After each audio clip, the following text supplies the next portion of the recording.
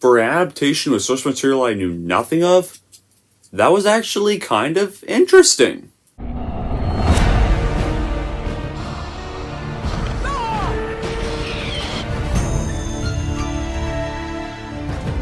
were up, and they did. We're smart, and my...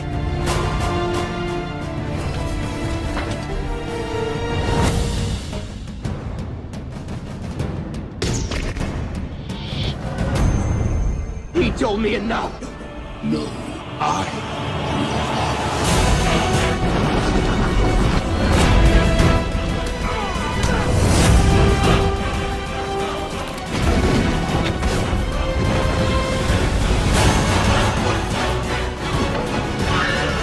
Here's Chuck!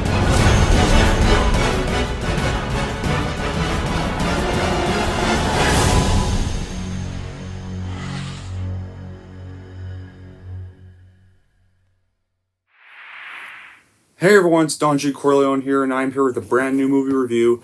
And this movie review is going to be for a board game adaptation film from Hasbro. It's probably one of the second in a while.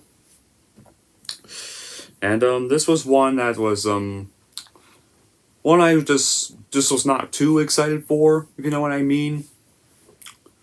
But that film is going to be for none other than this weekend's Dungeons and Dragons: Honor Among Thieves. Yeah, released by Paramount Pictures. I forget who directed this. But anyway, what's this about? Well, a charming thief and a band of unlikely adventurers embark on an epic quest to retrieve a lost relic, but things go dangerously awry when they run afoul of the wrong people. So, yeah, how was this made? It started around May 2013 when Warner Brothers Pictures and Courtney Solomon's Sweet Pea Entertainment announced a film based on Dungeons & Dragons with David Leslie Johnson McGormick writing the script and Roy Lee, Alan Zeman, and Solomon producing. 2 days later, Hasbro issued a lawsuit saying they were co-producing a Dungeons & Dragons film at the Universal Pictures with Chris Morgan writing and directing. August 3rd, 2015, after a U.S. District Judge Dolly G urged Sweet Pea Entertainment and Hasbro to settle the film rights case, the Warner Bros. Film was set for pre-production with Hasbro. March 31st, 2016, Rob Lerman was in negotiations to direct Johnson McGorland's script, with his role confirmed to May 13th, 2016. Then in April 2017, actor Joe Magdaleno, an avid fan of Dungeons & Dragons, revealed that he had written a script with John Kessel for the project and was taking all the right parties to make the film happen. And upon completing the script, Menjen and Leo worked in collaboration with Brad Penton and Dwayne Johnson, who were both in negotiations to develop the film. Then in December 2017, after varying degrees of progression, the film was moved by Hasbro to Paramount Pictures and was scheduled for release date July 23rd, 2021.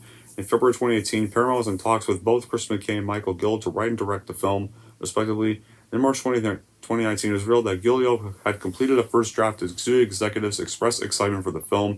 The studio began negotiation with various talent as the casting process began. Then, in July 2019, Jonathan Goldstein with John Francis Daly was in talks to direct. Goldstein and Daly began meeting with Paramount following Daly talking about his career with a literally agent at a sports bar in Sherman Oaks during a game between the Chicago Cubs, which Daly is a fan of, and the Los Angeles Dodgers. After saying to the agent that he and Goldstein had left directing duties on The Flash, the agent asked if they were looking for work. The agent tipped off Paramount, who presented Goldstein and Daly with a script for Dungeons & Dragons. And then by January 2020, Goldstein and Daly announced that they had co-written a new draft of the script. Ultimately, Daly, Goldstein, and Gilio received screenplay credit, while McKay and Gilio received story credit. Goldstein stated that theirs was a movie that didn't take itself with great seriousness, but it's not a spoof. It honored the world of D&D and celebrates it, but hopefully it would get to the audience an engaging and fun ride. And Daly commented that the film's influences included The Princess Bride, Monty Python, Holy Grail, Lord of the Rings, and Indiana Jones. The Indiana Jones structure evocating both the dungeon crawl and the heist film genre that they wanted to draw on. And Daly even highlighted that the heist genre was familiar to the audience, which provided the framework for the untalented so that they understand what their characters were setting out to do without being overwhelmed by lore and proper announce. Daly also wanted the film to be accessible for those unfamiliar with the fantasy genre too. The Austin Chronicle highlights that since the base of most tabletop campaigns was a group of strangers coming together to do a complete job, the thematic parallels between heist movies and fantasy role-playing campaigns offered a shared language for newcomers. So after the film was shot and marketed, Dungeons & Dragons: Honor Among Thieves had its world premiere at South by Southwest on March 10, 2023, and was released in the United States today on March 31st, 2023 by Paramount Pictures. And the film received apparently positive reviews from critics. But as for my reaction, well, let me start by saying that I just knew nothing about Dungeons & Dragons, as I never played it at all, and I had little interest in doing so. I had plenty of other things I was interested in as a kid, more. The only times I knew much of it was only times I really didn't know about it though was really well Stranger Things. And then I saw the and maybe some other source material. And then I saw the trailers for this movie, but I had no thought because of how much little knowledge I had of Dungeons and Dragons. However, after hearing the good buzz this movie got, I went and saw this movie Thursday night of the Thursday night showing of the film, and what I have to say, well, I thought it was actually pretty good. For somebody who never played D&D, I thought this was a pretty fun movie. Dungeons and Dragons Honor Among Thieves does exactly as advertised to be. It's just good fun set in a beautiful magical world filled with fun, charming characters. And Dungeons and Dragons even starts off on the right foot by giving us a brief glimpse of this world we've entered and showing us a couple of wondrous creatures, and then we're introduced to our lead first supporting characters. Then there's the humorous rapper before Michelle Rodriguez as Holga beats the snot out of a troll, or some other such ugly fantasy creature, and it's an opening scene that inescapulates the film we're about to see. Often very funny, of course, adventurous, and with a spirit that seamlessly fits the world perfectly, and coming off as what you might expect from a game of Dungeons and Dragons with a group of friends. This is a movie that is easily accessible to all audiences. It's one of those purely fun fantasy films it was probably seemed like forever. Then it comes to the characters like Chris Pine as Edgin, abandoned former warrior of swords who has been imprisoned along his friend and partner Holga for burglary, along with former and currently free teammate Sorcerer Simon Justice, played by Justin Smith, and rogue turned Lord Ford, played by Hugh Grant, promptly escaping from prison. Edgin sets out to find his daughter and reclaim a valued treasure, leading to a series of quests in which the group are joined by Drolig, played by Sophia Liz, and Paladin Xink, played by Regé Jean Page. The cast in this is delightful, like any good party. Like, they all complement one another with wit, sarcasm, and even sense no-nonsense attitude, leading to a consistently funny and fun time, and it leaves a feeling as if you're sitting around a table with your best friends, diving deep into roleplay of these characters if you've ever played D&D. And honestly, one of the number one things I loved here is that I loved Edgin and Holga's chemistry with each other. Heck, this movie even showed that Michelle Rodriguez can pull off a comedy role very well here. And this is usually an actress that's usually known for more tougher chick roles. Like, she has a bit of that here, but she also has a bit of comedy charm to this role, and I really like they did that. They kind of showed her comedy for the first time, and she did well. Like, her and Chris Pine had good chemistry together, and heck, even Justice Smith, who, you know, that annoying moron he played in the Jurassic World movies, well, guess what? He actually wasn't really irritating here, and he was actually decent. Much better than that trilogy. And along with this is some fantastic world building that seems to come before you can ask what the name of that city they said was. And seasoned players will no doubt catch all the references to the game, while others who are less familiar will still enjoy how throughout the film is that developing its world. While it might seem intimidating, there's no long-winded explanations of places and creatures. They're lived in worlds, and this time isn't taken to explain the fantasy elements, which is a positive, when it makes room for his fun encounters with a variety of these creatures, places, and folks occupying them. There's even plenty of humor along the way, and much of it comes from banter that has no problem feel like a bit of an aside for what we usually expect of fantasy. And I was also, crazily enough, since I've never played D&D or knew much about it, I was just expecting this to be a trailer movie. And by trailer movie, I mean like when trailers are basically the entire movie in order to market the best parts to get people to show up in theaters. Sure, a lot of the scenes in the trailer were important parts of the story, but there was a lot more added that I found really enjoyable. And sometimes, this is one of the few film examples where you can realize that predictability is actually kind of a good thing sometimes. If you're able to predict the punchline of a joke or where the story is going next, it means that it is how you would have written it. And that isn't always a bad thing. And Dungeons & Dragons is totally a movie that the entire family would enjoy, that is packed with good dialogue, good action, and an entertaining storyline. It was funny too, like the whole Jim Ethan bit was hilarious at the beginning, and the situational humor kept getting better and better as it went on. While there was still a fair share of bad jokes that had the older crowd dying, like, such as like the hopefully he's got nothing up his sleeve joke, like, nope, just my arms. That one got an unusually large amount of chuckles, and like there was even like one where they use this trick that involves Chris Pine's character playing his guitar to distract guards, and he then gets all wide-eyed because Justice Smith's character gets distracted, and then his body starts shrinking, and his voice just gets lower and lower, which definitely got a big laugh out of me. This is comedy done right. Now, I'm talking to you, MCU, Phase 4 Thor woken humor. Takia Waititi, you should take notes, Takia, on how you should be doing comedy in your Thor movies. You did it fine with Ragnarok. I'm talking about how you did Love and Thunder. This is how comedy should be balanced. It was like, it was just entertaining storytelling. The comedy was only in during the right times here. And all the characters we got to meet even were interesting and worked well together. I felt like it was doing its best impression of Jumanji and almost pulled it off. The emotional scene at the end where like Edgen chooses to save Holga instead of his wife was really great. It was really great character development. It shows that while Edgen is a thief, he's kind of gone far, he's kind of learned to kind of care about others here. And it's some good character development right there. I really liked that. Like, because it shows he really cares for his friend Holga here. And even his daughter kind of views Holga as somewhat of a mom even. Like the daughter character, she has a little screen time, but I still thought the daughter was a fine character.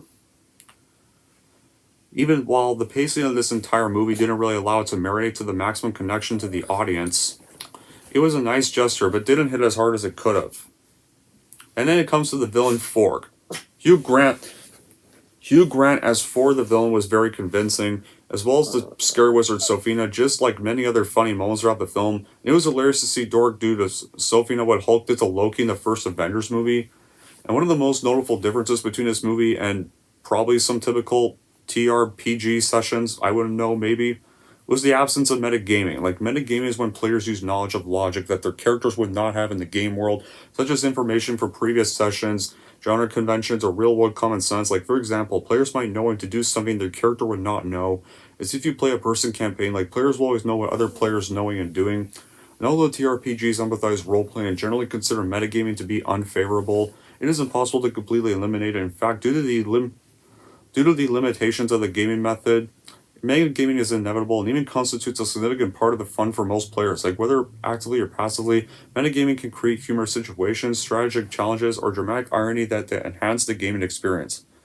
But the movie does not feature any metagaming at all. The characters act as if they are completely unaware that they're in a fantasy world based on a game. They never question the logic or consistency of their surroundings or actions. They never break the fourth wall or even acknowledge their audience. Like, they never make references to other works of fiction or pop culture that might influence their decisions. And this does not necessarily mean a bad thing. Like, even you could consider that a pretty good decision here. That while this movie is like somewhat of more of an action comedy, it doesn't like try to spoof it for a change. It doesn't just try to be overly self-aware. And I'm just saying the movie did not present a TRPG campaign, but a story set in the D&D universe for a change, which was actually nice.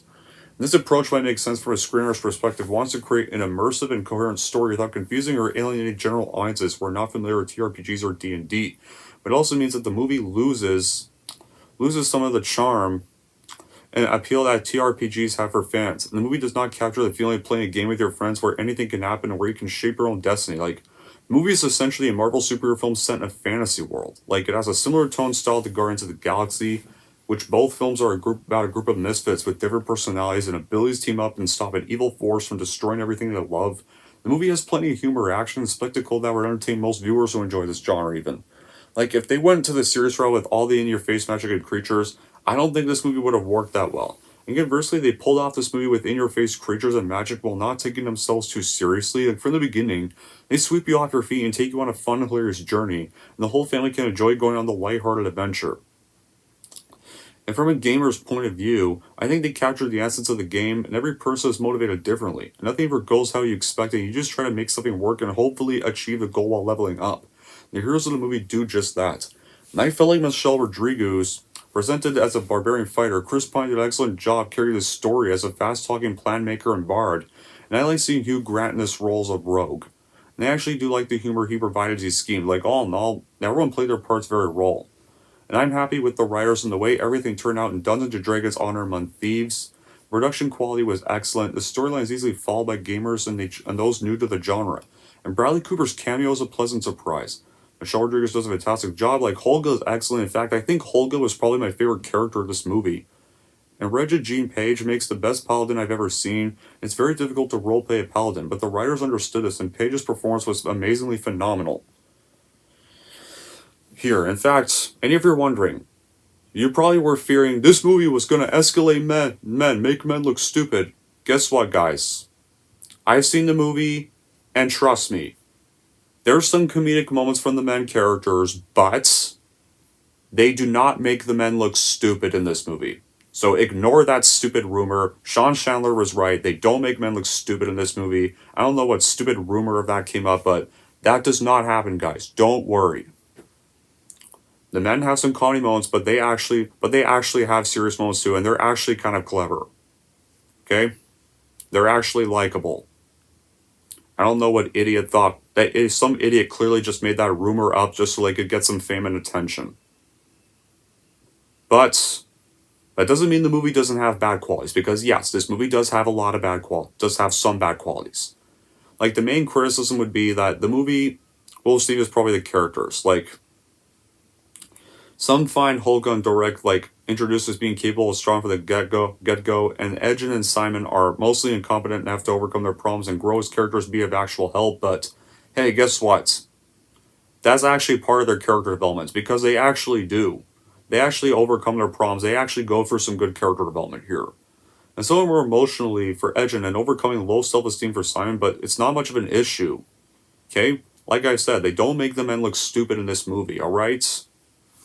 Like, these two actually get some actual character development, alright? They actually provide some use of story, and they're actually likable. And another problem, simply put, the characters do cheat, and no, I don't think you are allowed to use Wild Shape upwards or half a dozen times without taking a short rest, unless you're 20th level, or if you're not going to struggle against this placer. Like, even the greatest of druids can't wish stave into it. I don't think even the greatest of druids can wish staves into an owlbear either. Because I don't think those are beasts, those are monstrosities. And they're even I think they're, from what I've heard from some other D&D campaigns, I think there needs to be a stat block for a creature for you to be able to wild shape into it, so you can't turn into a fly. And you can't really, and I don't think you can even instantly attune to a magic item either in D&D, or fail to attune to a magic item and counter intellect devours without seeing mind flayers somewhere nearby. And you'd be a raging barbarian and die from a single stab, or go from casting thermocracy to moving season without having technically done anything to give you XP. I guess that's creative liberties that could be taken, but what it does kind of irk me that they couldn't have been, I guess. Well, I wouldn't know, but I don't think you're allowed to use cheat moves in a D&D campaign. It might not work for some fans that are familiar with D&D anyways.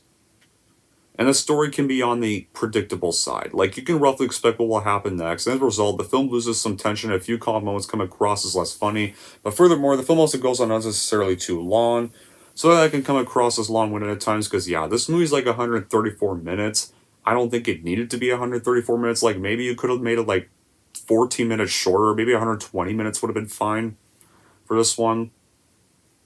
And the visual effects are appropriate, but not always very realistic. Like, with large fantasy creatures, you can kind of see why they have been placed in the film with CGI. And the most believable of these creatures are those that tend to stay more in the shadows. Creatures that appear in the film with masks and makeup are more believable, but some of these creatures sometimes make comical moments just because of the way they look. But other than those bad qualities, I still surprisingly had a blast with Dungeons & Dragons Honor Among Thieves, and I would recommend people still definitely go see and watch this film, and try to ignore the stupid emasculate rumors. In the end, D&D Honor Among Thieves is a surprisingly enjoyable time to watch and buy for Dungeons & Dragons fans, and a surprise for someone like me who's never even played Dungeons & Dragons at all. Anyways, that's it for my review of Dungeons & Dragons Honor Among Thieves. If you're wondering how I'm going to rate Dungeons & Dragons Honor Among Thieves, here's how I'm going to rank this movie.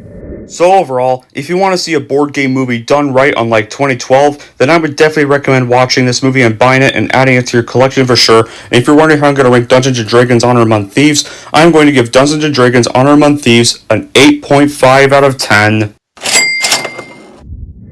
There you go. That wraps up my review for Dungeons & Dragons Honor Among Thieves. So this was honestly a film I did not expect to enjoy. And ironic, this comes out like 11 years after the last time a Hasbro board game got a movie adaptation called Battleship, and that sucked balls. Thank God this did not turn out to be another Battleship.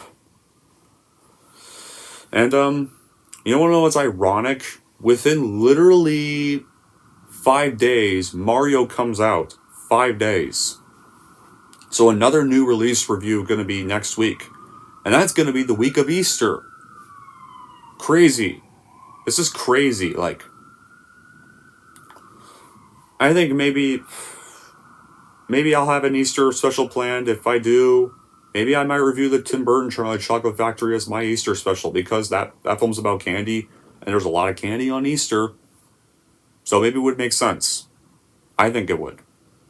And plus, I find the Tim Burton, and controversially, guys, I find the Tim Burton version better than the Gene Wilder version. I find the Gene Wilder version overrated. And even Roald Dahl would agree. But until then, guys, that'll be it for this review. Thank y'all for watching. If you like this, want to see more, don't forget to like, subscribe to Don G. Corleone.